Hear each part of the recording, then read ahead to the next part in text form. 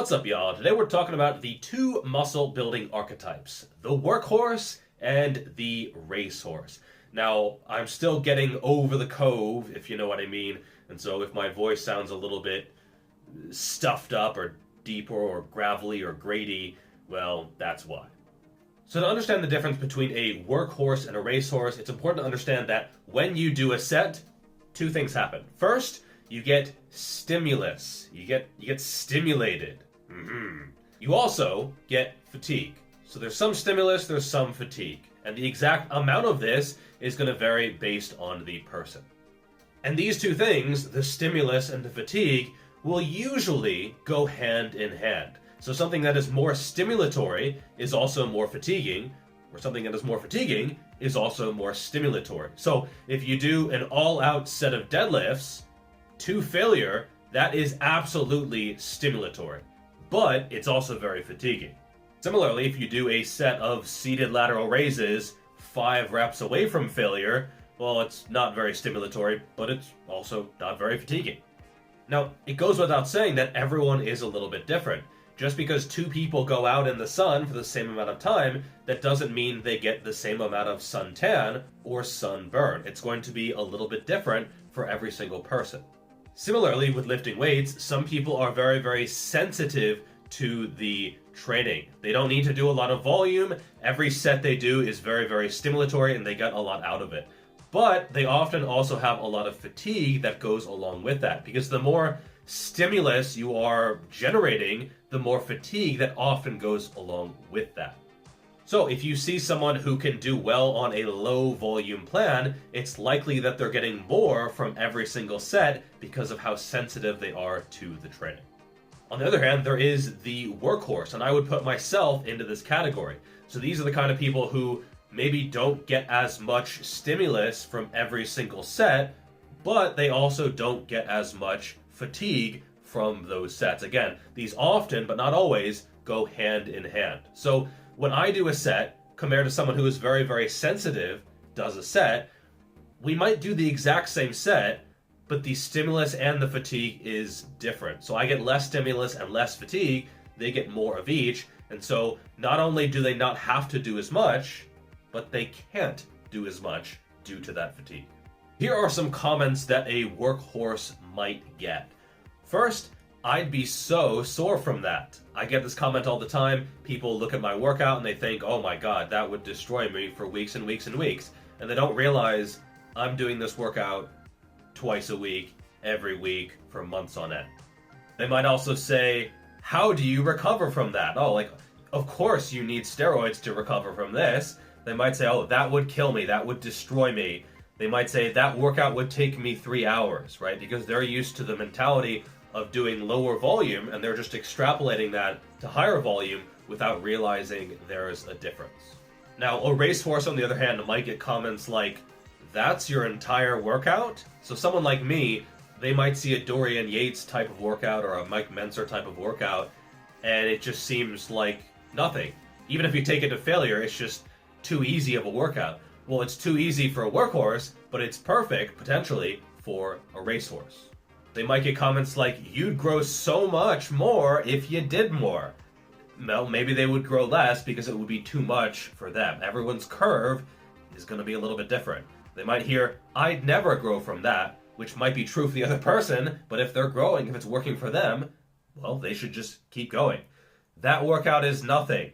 Why are you such a lazy piece of shit? Wow, you are so talented, all these types of things. Well, in terms of talent, each archetype has their own gift. They're just different. So the gift of the workhorse is to do work, to put in the work, to recover well, to be tenacious, to be durable. The gift of the racehorse is to be able to work very, very hard and get more from less. And if a workhorse trains like a racehorse, they're going to be under-training. And the opposite is true as well. If a racehorse tries to train like a workhorse, they're just going to be overdoing it. Guess what? Most people are probably closer to the workhorse archetype compared to the racehorse archetype. It's not that common to see someone who does very, very well on very low volumes of training, or someone who blows up in their first year of training very, very easily, very, very quickly. There are not that many easy gainers. I would say it's much more common to have people who are more of a quote-unquote hard gainer type compared to easy gainers. Now, a few things to keep in mind. First, you can be, and probably are, somewhere in the middle. This is not an A or a B. There is a continuum here, and also this can change over time. You might find that early in your career, whatever, your lifting career, you might find that you respond well to lower volumes, but as you advance, you might need more. Conversely, you might actually find that if you improve your ability to train hard, and you are training closer to failure, and you're getting stronger, which is more stimulus per set, you might actually find that you have to do less due to fatigue.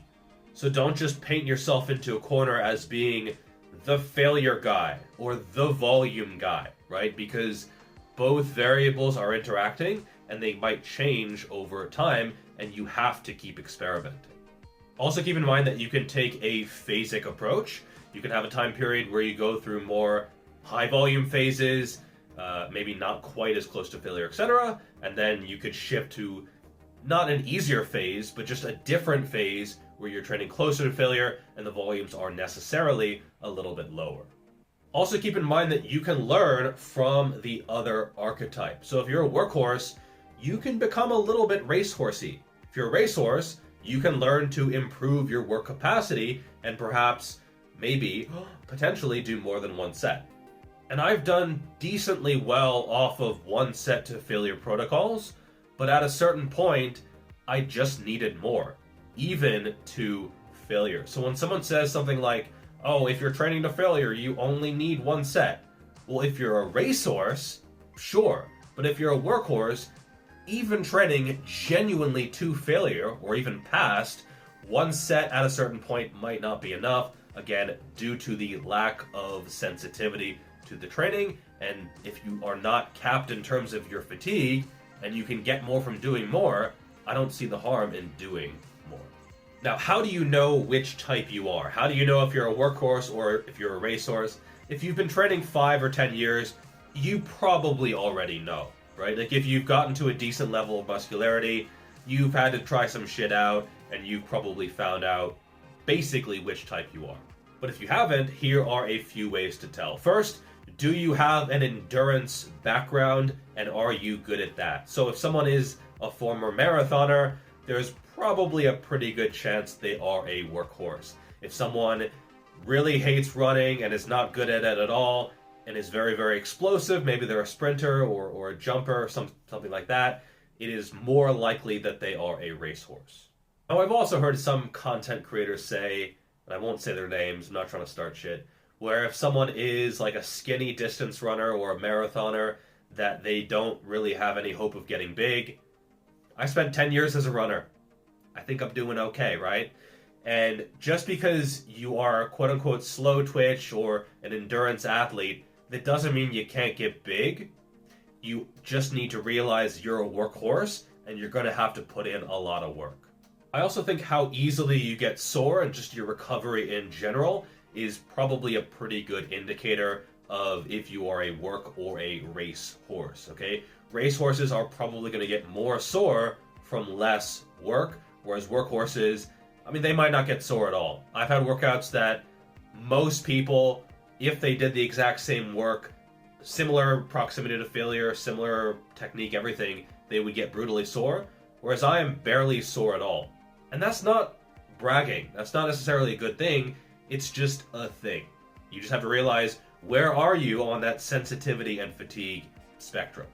I also do think that how quickly your strength increases in your first year of training is probably a pretty good indicator. Assuming most people are starting with fairly minimal programs, not huge amounts of volume, the people who progress really well are going to be those who are sensitive to training.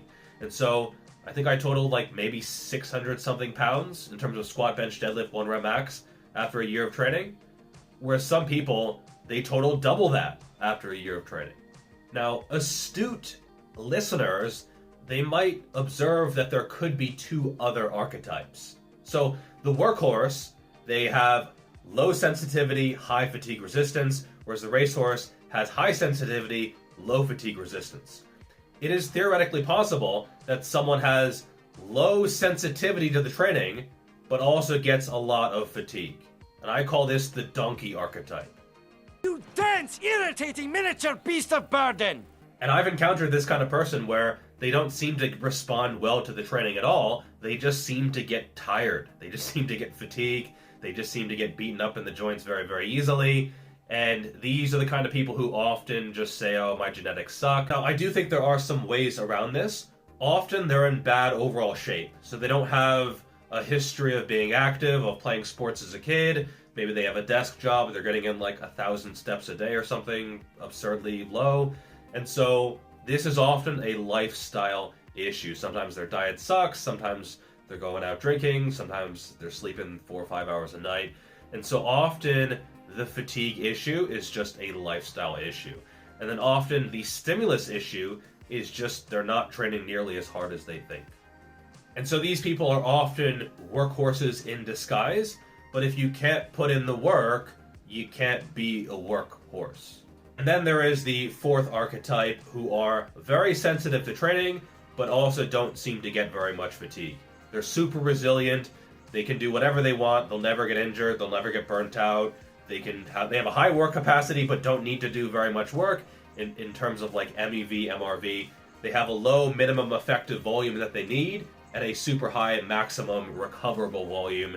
So basically anything works. Like they train a little, they train a medium amount, they train a lot, everything fucking works. And I call these guys unicorns.